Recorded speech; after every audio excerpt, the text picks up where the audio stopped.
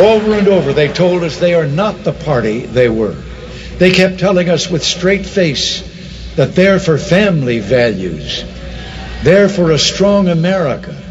They're for less intrusive government. And they call me an actor. And welcome to the Savage Nation. That is the sound of Ronald Reagan talking about family values, and that's the theme of today's show. And I'll tell you why. Let me tell you why. This weekend, yesterday, a group of degenerate, ugly, offensive people rode around on subways and buses without pants on, without skirts on. It was called a no-pants rail ride around the world. And it started as a prank by degenerate drug addicts in New York City. It's grown into an international celebration of the ugliest, stupidest people in every city. And since there are no longer any rules about public exposure, indecent exposure, the uglier you are, the more you can expose of your body. Now, unto itself, I wouldn't even talk about it if that's all it was, of naked people on subways and buses around the world. I'll tell you why I'm talking about it, because in the midst of all of this, something struck me. A Muslim woman in Brussels, in a headscarf, held up a sign in French which said, "Excusez-moi d'avoir trop de dignité." Excuse me to have too much dignity. No to the public Brussels transport in underwear. And then something occurred to me, and I couldn't stop thinking about it all day yesterday as I was driving around thinking about this. I said, for every action, there's an equal and opposite reaction. Then I thought nature abhors a vacuum.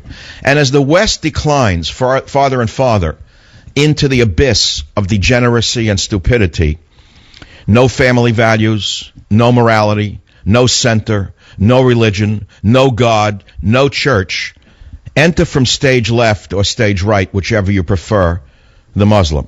Now, many of you don't understand that there's a vast number of Muslims amongst us who want nothing to do with the radical Islamists. They have suffered more from them than we ever will.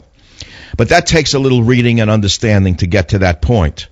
And I thought to myself, maybe this young woman in her headscarf with her sad face, probably from, I don't know which country she may be from, who was disgusted by these disgusting people riding around without underwear on subways and buses in public, just to shock, as though it's something wild to show off your flabby behind.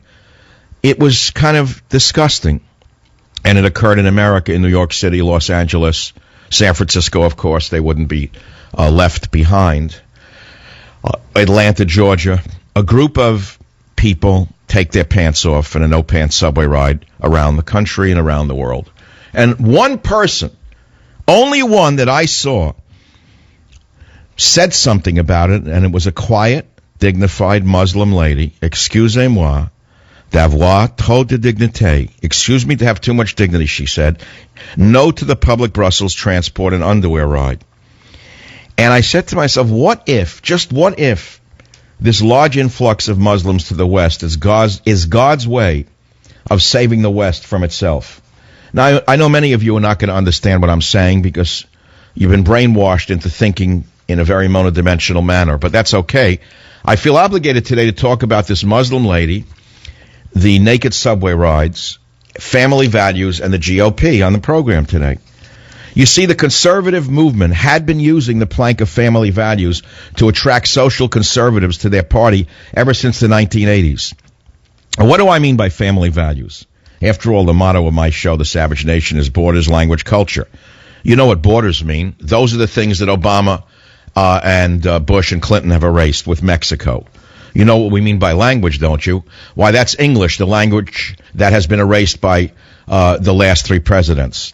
What do I mean by culture? Why, I mean the culture that built this nation, the Protestant ethics, the ethics of our fathers. That's what I mean by culture. If you can't understand that, then you can't understand anything, and you don't deserve a nation. You deserve what you have now, a drug-infested nation of lunatics. But these values also include drug enforcement, while Obama is legalizing drugs across America through his state attorney generals. The safety of neighborhoods. We see the neighborhoods declining again because even a stop-and-frisk program in New York was thrown out by the communists. And yes, must I say, even protecting traditional marriage.